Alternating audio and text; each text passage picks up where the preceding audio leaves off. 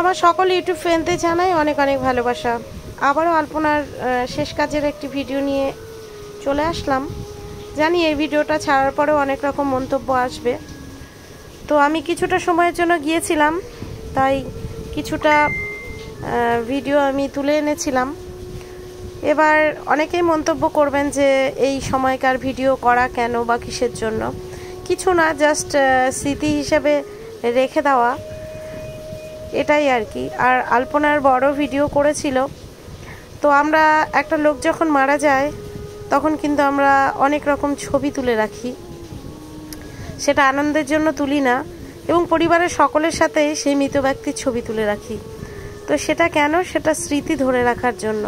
এখানেও কিন্তু তারা ভিডিওটা করেছিল সেই কারণেই।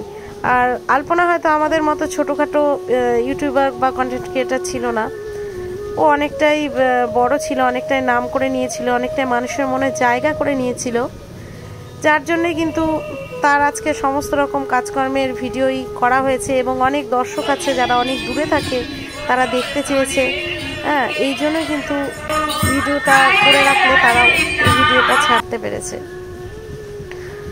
তাছাড়াও অনেক রকম মন্তব্য উঠে আসছে যে আলপনাকে আদৌ পোড়ানো হয়েছিল কিনা বা কীভাবে কাজ করা হয়েছে, এগুলোর ভিডিও কিন্তু অনেকে দেখতে চাচ্ছে। তো শ্রাদ্ধ শান্তির ভিডিওটা যদি আলপনার বর না তুলে দিত, তাহলেও কিন্তু মন্তব্যগুলো আসতো যে তার কি শ্রাদ্ধ শান্তির কাজ করা হয়নি, কিছুই করা হয়নি, যেমন বলা হচ্ছে তার চিকিৎসা কিছুই করা হয়নি। তো এসব কথাবার্তা কিন্তু উঠতই। তো আমার মনে হয় আজকে ক্যামেরা করে দেখিয়েছে বা ভিডিও ছেড়েছে তারা তাদের চ্যানেলে, তো সেটা করে কিছু কথা তো উঠবে। কারণ আলপনার বর ভিডিওটা আলপনার চ্যানেলে সারার সাথে সাথেই কিন্তু অনেক মন্তব্য, অনেক কটূক্তি কথাবার্তা উঠেছে, তো সেটা তো উঠবেই, সেটা হওয়ারই ছিল। তো আমার মনে হয় সেটা দেখিয়ে যে করেছে ওটাই অনেক ভালো হয়েছে।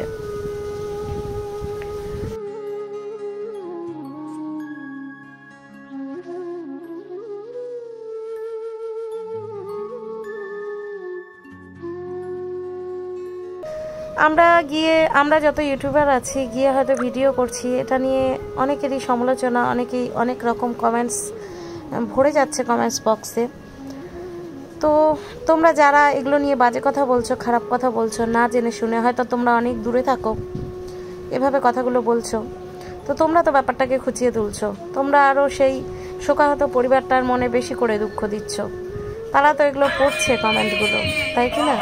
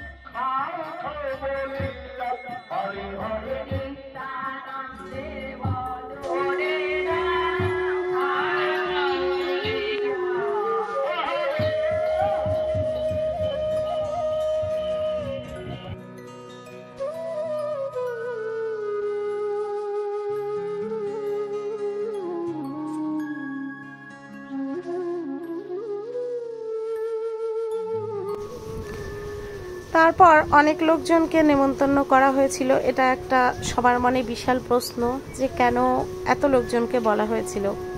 আসলে আলপনা লোকজন অনেক ভালোবাসতো, আর তার পাড়ার যেখানে সে থাকতো সেই পাড়ার লোকজনকে নিয়েই সে কিন্তু সারাক্ষণ কাটাতো। তো তার আজকে সুখের দিন হোক বা দুঃখের দিন হোক, যেটাই হোক, তারা সামিল থাকবে না, এটা তো হয় না। আর গ্রামের লোকজনকে নেমন্তন্ন করতে হলে কিন্তু একজন দুজন বেছে বেছে বললে হয় না, সবাইকেই বলতে হয়। তাছাড়া আমাদের হিন্দু ধর্মে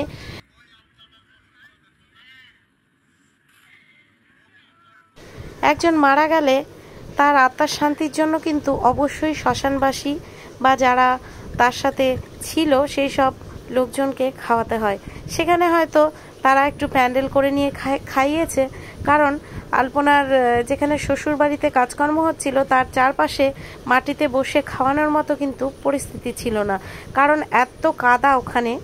আমি কয়েকবার গিয়েছি, যার জন্যই বলছি। সেখানে তারা প্যান্ডেল করে হয়তো একটু চেয়ার টেবিলে বসিয়ে খাইয়েছে এবং লোকে খেয়েছে। এই জন্য কিন্তু উঠেছে অনেক রকম কথা। এমনকি আমার ভিডিওতেও লোকে কমেন্ট করে বলেছে যে আমি নাকি গিলতে গিয়েছিলাম। না, আমি গিয়েছিলাম ঠিকই, কিন্তু খাইনি। আমার 1 বছর খাওয়া বারণ আছে। তো তোমাদের মনের বিভিন্ন রকম মতামত ধারণা অবশ্যই পোষণ করতে পারো আমার ভিডিও কমেন্টে। আজকে আসছি বন্ধুরা, টাটা।